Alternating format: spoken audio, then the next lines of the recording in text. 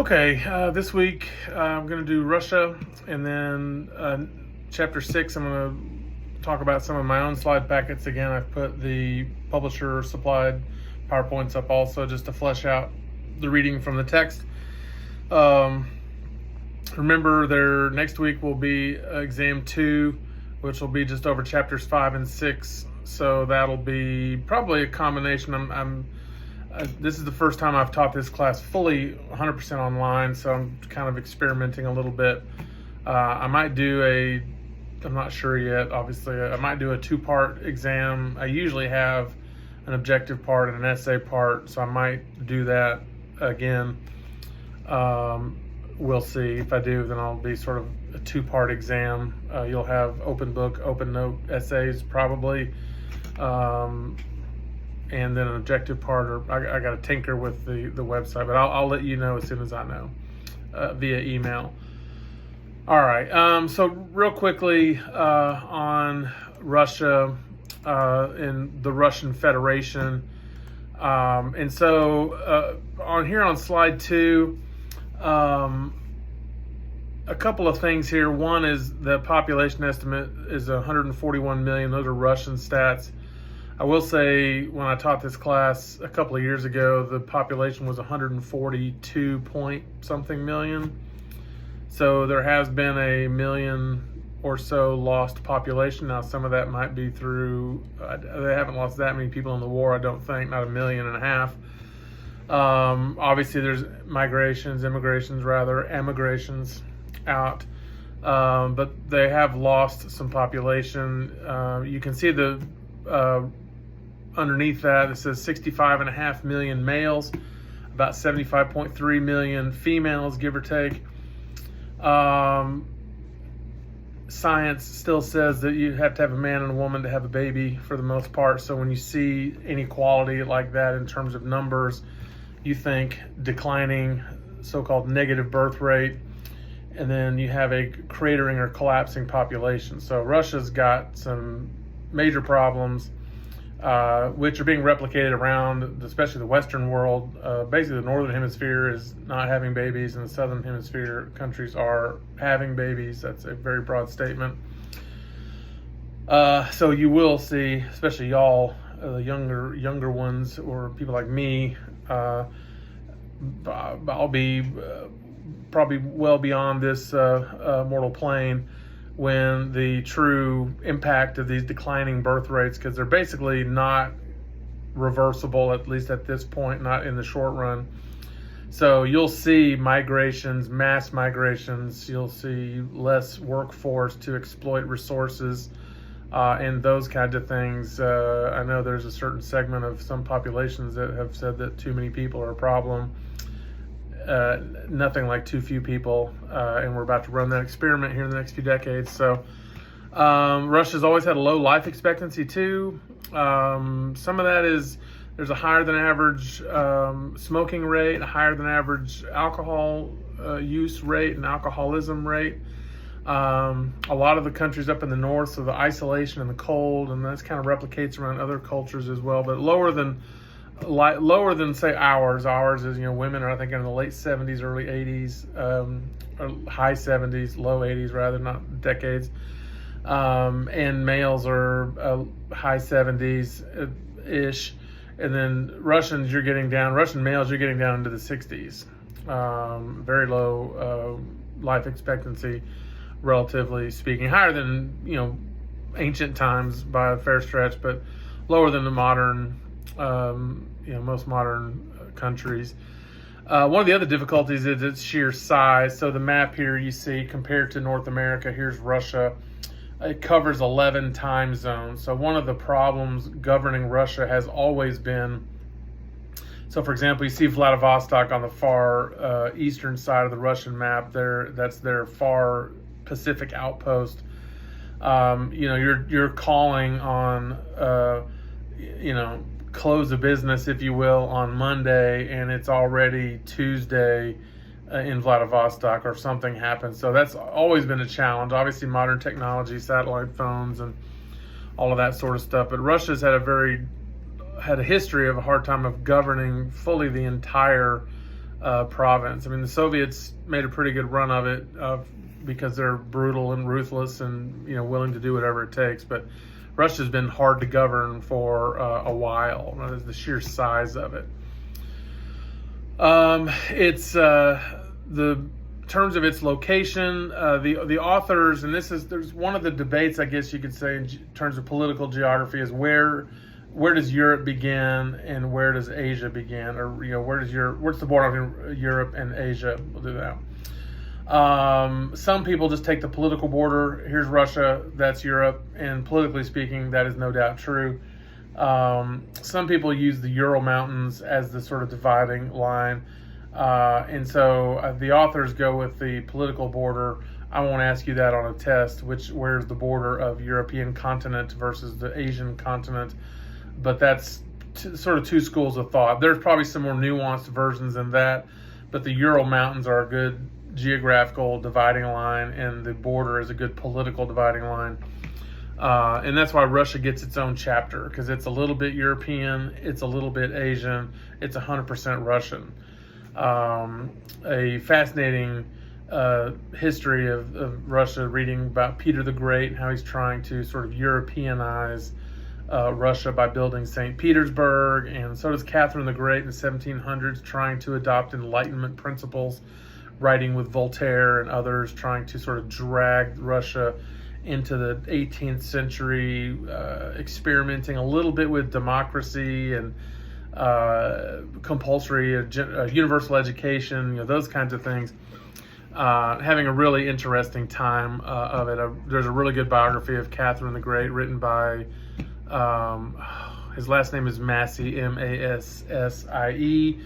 I want to say Robert Massie, but it's about Catherine the Great. I know that's how you spell the last name. Fascinating history if you're interested in biography and in the history of Russia. She's also the one that took over the Crimean originally from the Turks, which of course feeds into the current conflict with Ukraine to a large degree. Another problem they had is with borders. They border 13 countries, and that makes border control very difficult. So imagine our issues with our two long borders with our two our friendly neighbors to the north and the south. So long borders can create problems, because how do you patrol and control the whole border? And then multiple borders also create problems, because now you've got multiple jurisdictions, some of which you're friendly with, some of which you are not. That's not even counting the vast expanses of coastline. So terrorism, anarchists, drug and arms and human trafficking and smuggling and other things are difficult in countries with huge borders and multi-borders like that. China has the same kind of problem. We'll talk more about that when we get to China. I gave you a little brief history. Again, just kind of a timeline. Kiev is kind of the original. That's the other sort of subtext of this Russia-Ukraine war. Kiev is actually kind of the first city of Russia, even though it's in the Ukraine. It was started by a guy named Viking Rurik. So we're used to studying Vikings spreading westward and downward into France and over into Ireland and England, obviously, and out, of course, to Iceland, Greenland, and New North America. But they also spread west. They went down the Dnieper River and the Volga River down into the Byzantine Empire about the same time. So 862, AD 862 is the founding of Kievan Rus, where we get the word Russia, this tribal name, Rus, Russians. Then the Mongol hordes take over, so Genghis Khan and all that. We'll talk more about them later on. And then Ivan the Terrible, 1547, which is a key year. So 1543 is when the Ottomans conquer Constantinople down in Turkey. And there's a fleeing, so it affects the Renaissance, or 1453 rather, not 1543, 1453, so about a century before this. And then the Russians, Tsar, Caesar is sort of Cyrillic Russian for Caesar. You see the Russians sort of take on the mantle in the Orthodox Church of sort of the protectors of the faith, defenders of the faith, sort of the inheritors in some ways of the Roman Empire, the Orthodox Church in there. So you get Ivan the Terrible, and terrible there doesn't mean he's a bad ruler, though you could make that argument. Terrible there means fear-inducing, terror-inducing. And then in 1613, the Romanovs, which are the ruling czars until their death in the Revolution of 1917. Peter the Great and Catherine the Great. And if ever rulers deserve the term great, it's those two. They've got their problems, but Peter the Great really tries to modernize Russia. It's kind of always had this backwardness to it. This is their words, not mine, but that somewhat, a little bit behind the times maybe. Peter the Great and Catherine the Great both make great strides in modernizing Russia, modernizing a navy, building a navy, modernizing a military, having contact with the outside world, integrating a little bit with European rulers. Peter the Great starts the Hermitage Museum in St. Petersburg, which is a collection of some of the world's greatest art from Italy and Flemish art and et cetera, et cetera. Lots of Rembrandts and Raphaels and things like that you can only see in St. Petersburg. 1812, of course, we get the Napoleonic invasion, which is probably best summarized or depicted in the 1812 overture by Tchaikovsky. And then October 1917, communists seize control, basically, the Red October. And then the Romanov dynasty ends ultimately in 1918 when Tsar Nicholas II and his entire family are murdered by the NKVD, which is basically the precursor to Soviet secret police. And that's the end of the Romanov dynasty, such as we know it. And then you see a transition into the USSR, the United Soviet Socialist Republic. Soviet refers to basically political committee, and it's an attempt to put Marxist, not fully Marx. I mean, by the time of Karl Marx, from 50s to 1922, technology's changed, the nature of money has changed, military force and technology has changed. So some things are different, but an attempt to put and instill Marxist and then Leninist, which is a Leninist spin on Marx, and then Stalinist, which is, into practice, if you will, on a large scale basis. 1941-45, you get what we call World War II. They call it the Great Patriotic War for the very real reason that most of it is fought on their territory. They suffer huge losses. Of the 30 million there, a lot of those are also caused by Stalin. So he's purging people so the Germans are killing a lot of people. The Russians are killing a lot of their own people also. And then there's various purges from the 30s. You saw the Holodomor already in your assignment. Stalin gets anywhere from 20 to 40 million sort of body count on his ledger, if you will. Most estimates I've seen are in the low 40 millions of Stalin killing his own people. Excuse me. On that. And then the Cold War, which is what the era I grew up in. I graduated from college in 1991.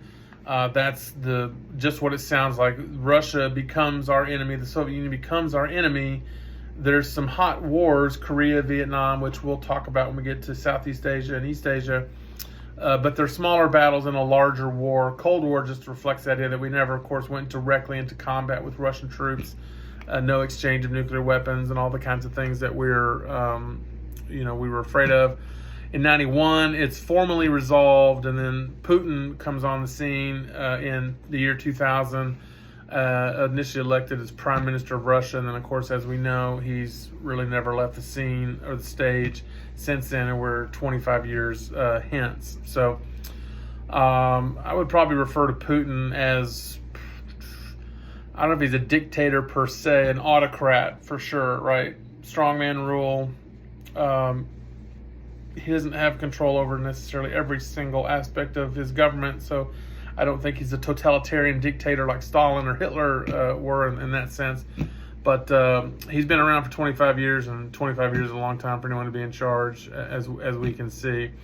So when you see these countries that we'll talk about or that are talked about in your book, Uzbekistan, Kazakhstan, that's what SSR were. Those were taken into sort of the former Russian Empire, and they were then subsumed into the USSR, and then each were, technically speaking, independent sort of states, like a federal type government run out of Moscow, but they really had no autonomy, no sovereignty. They're all strong puppets of the Soviet government, and that's the form of it until the fall in 1991. The real miracle of the collapse of the Soviet Union is that it was very peaceful and there was hardly any bloodshed. I think the major fear of leaders at the time, President Reagan, President Bush, Thatcher, and others, is that if the Soviet Union, or when it collapsed, it would be just a hot, bloody mess, and it didn't really turn out to be that way. There's, let's see here, flying ahead to, there's a little bit of overview of the leaders. Slide 11 gives you a map of the Ural Mountains. The Ural Mountains is really the sort of the heartland of Russia's mineral wealth. There's a huge bread basket in there. I think Russia's number 2 in wheat, and Ukraine was number 3. That part of the world is super fertile, and like I said, kind of almost if not the bread basket, a bread basket of the world. But the Urals have uranium, copper, gold, timber. I mean, it's the rich vein of source of material wealth. Russia is sitting on literal gold mines of wealth, mineral wealth, and all that. And the Ural Mountains are really, and they're perfectly situated, because to get to them would be very difficult, right? I mean, Napoleon failed, the Teutonic Knights failed in the 1200s to get that far, to even get to Moscow. Napoleon failed in 1812. He got to Moscow, but then got beat back. And then, of course, more famously, Hitler and the Nazis failed to get to Moscow in 1942, right, 43, and then they get beaten back as well. So the Ural Mountains, deeply embedded in Russia, are very well protected and part of that. I put a little couple of videos in the back part. If you look at slide 13, 14, and 15, one of the environmental disasters is sort of melting permafrost. Permafrost is a mixture of snow, ice, and soil, basically. And there's I think it's slide 13, you see a picture of what's called the Batagaika crater, which is a slump, meaning the permafrost has melted, the water has basically saturated, and it's sunk. And you can kind of get a picture of what the permafrost looks like from that. So it's kind of like the Russian version of sinkholes, you know, in Florida or in California. I don't know about in Montana and Minnesota, but in California, sometimes because of seismic activity, and maybe if we get a lot of rain, you know, you can have a sinkhole. Florida has a lot of sinkholes. Places with oil wells and coal mines can sometimes have sinkholes because the land underneath is hollow, right? On slide 14, you can see some of the outgrowth of that. There's a little video where you can hear a house crack under the collapsing of the permafrost. So buildings are literally shifting. You know, again, a lot of foundations crack in houses in the United States. You know, they settle and all that, but the permafrost cracking, because these cities in the east, Yakutsk and all that, are built on top of the permafrost aspect. The slide 15 is a picture I took. I was going to China a few years ago, and I took a picture of a volcano off of Kamchatka, which is the peninsula there. There's a really cool documentary, and I forgot to put a link to it, with Julia Roberts, the actress Julia Roberts. And Kamchatka is just this wild land of bears and volcanoes and wolves and salmon the size of, you know, the size of me. And just a beautiful landscape, but it's very seismic. It's part of the Ring of Fire, you know, going from New Zealand all the way up to Alaska, all the way down to Chile. Kamchatka is part of that. The other sort of political hotbed here, the Transcaucasus region, the Caucasus Mountains, been a hotbed of Chechenian terrorism. Georgia is one of the former Soviet socialist republics. There was some Soviet troop action there in the year 2008, which was kind of a precursor to Ukraine to some degree. Armenia and Azerbaijan are actually in the middle of hot war, low level-ish. Azerbaijan actually hosts, I think it's an Israeli Defense Air Force, which has been, use at times to attack Iran. You can see to the south there. This proximity to the Caucasus Mountains sort of explains why Russia has always wanted to control its backside, if you will, one from China over in the Far East, but also in the south from Turkish Ottomans back in the day, and then Iranian incursions maybe more recently. And then there's been a relatively good relationship between Iran and Russia over the last few decades, somewhat in relation to their proximity. In terms of the Crimean, there's a map of Ukraine there. And then on slide 18, which I think is interesting, I think you'll find it interesting, there's a link to it's a group called the Institute for the Study of War. They're nonpartisan, but you know how the internet is today. You read everything with a grain of salt to some degree, but they do give pretty good, I think, analyses of where things stand. They're not into this sort of, Putin's an autocrat and Zelensky's a crook and all those kind of political things that are thrown around. They're just kind of looking at, here's the troops on the ground, here's whether we think they are, here's how many they are, here's what they're doing, and they might get into political ramifications of these things, but not really getting into the political personalities of these things. So some really good maps there if you're interested in the state of Ukraine as of 2/24/25, which is yesterday. So you can go to that website. The link is in the PowerPoint. And sort of get a regular update, to supplement if you're reading anything else in terms of the news. You all know this, but it always bears repeating, right? Trying to kind of read broadly, right? There's nothing wrong with listening to, if you listen to CNN, listen to Fox. If you listen to Fox, listen to CNN or MSNBC. Read the Wall Street Journal, read the Foreign Policy, read, The Economist, read the Atlantic, read the National Review, read a little bit of everything. In terms of that, and you get a kind of a broad picture, I think, of what's going on. But the Institute for the Study of War seems to me to have been over the years pretty reliable and balanced source for information on all things military and conflict.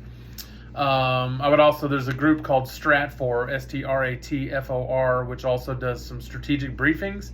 I think they have discounts for students. For regular civilian you got to pay. I think they have student accounts if you're interested in geopolitics. And again, they deal with agriculture, weather, economics, military, anything. It's all strategic for them. Strategic and national security, of course, deals with a variety of things. But so slide 18 is a good place to go if you're interested in looking at Ukraine. Slide 19, I gave you a map of one of the underlying contributors to the Ukrainian-Russia conflict, gas pipelines and the contracts that go with them. So as you might imagine, there's always some economic turmoil underneath all of that. And then the last thing I'll talk about today, because I've gone a little bit longer than I wanted to, is some of the external challenges. So one is resource distribution. That goes back to the gas pipelines and all of that. I just read today, I guess, that the Trump administration has made a deal with Ukraine about mineral rights, so rare earth minerals and oil and gas and those kinds of things, which shifts all the nice stuff talking to Putin might shift that back to, okay, if we have these contracts with the Ukraine, then it's incumbent upon us to have a Ukraine that is able to defend and provide the services for which they have contracted. So stay tuned for that. Irredentism is the second phrase there on slide 20. And it's not solely a Russian thing, but anytime a country is concerned about its people, its nationals living abroad, that's called irredentism. So the Russians will use the idea of, Russians in eastern Ukraine are being abused, oppressed, so we need to go in and protect, right? Now that might be a cover story. It might be true. I don't know. There's a large chunk of Russian speakers living in eastern Ukraine, just as there are 50% of Lithuania and Estonia and Latvia are Russian speakers. Georgia are Russian speakers. So Russia sometimes uses that as a pretense. Whether it's a pretense or justified reason, I guess depends on if you're asking the Russians, they'll say it's justified. If you're asking the Georgians or the Latvians or the Ukrainians, they'll say, no, that's a pretense. I think I tend to side towards the pretense crowd, but that won't be on the test. National pride, to some degree, Putin's, I think, acting like a rational actor. It is, the Russians especially, but most countries, right? My country first. I'm here to make my country and look at my country's national interest before sort of world interest or regional interest. And national pride's there's always been this, I want Russia to be great, a Russian empire, the Russian primacy, whether it's at the Olympics or in the World Cup or at UN or, and I don't think that's, like I said, idiosyncratic to the Russians, but that's always been one of their main concerns. And then the centrifugal forces, the Caucasian periphery, which is the Chechnyan Islamic fundamentalism. I do think the anti-war sentiment, and again, it's kind of hard to get straight news out of Russia, but they've lost a lot of people and have spent a lot of money, and no country wants to lose its men and women, its blood and treasure, as we like to say, in a war that is not winnable or that there's no end game in sight. So that's a centrifugal force. Russia had that in Afghanistan in the 1980s, which is very similar to our experience in Vietnam in the 1960s and 70s. Russia was in this 10-year quagmire in Afghanistan. We're losing people hand over fist, couldn't seem to get out of it, and it was one of the contributing factors to the collapse of the Soviet Union. So they do have some dividing forces in there. Plus, they've had some economic issues like we've all had. So where exactly the status of Putin is and all that, he's still in control, right? How much in control? I don't know that anyone has a super great grasp on that necessarily. But anyway, that's a little bit on the Russian sphere. Again, I will, there's no assignment due this week because you're going to have a test come up next week, and I'm going to test over these 2 chapters, so I didn't want to be redundant on a quiz that'll just end up being on the test. So I will drop the test, and if I can, I might even post a little bit early. The week after that, remember, is spring break, and I'm going to honor spring break by having nothing, taking a break, right? So y'all get a break, I'm on break, we're on break. Or whenever your spring break is, and March 10th, I think, is when your spring break is. So that's coming up as well. So thank you very much, and y'all have a great week.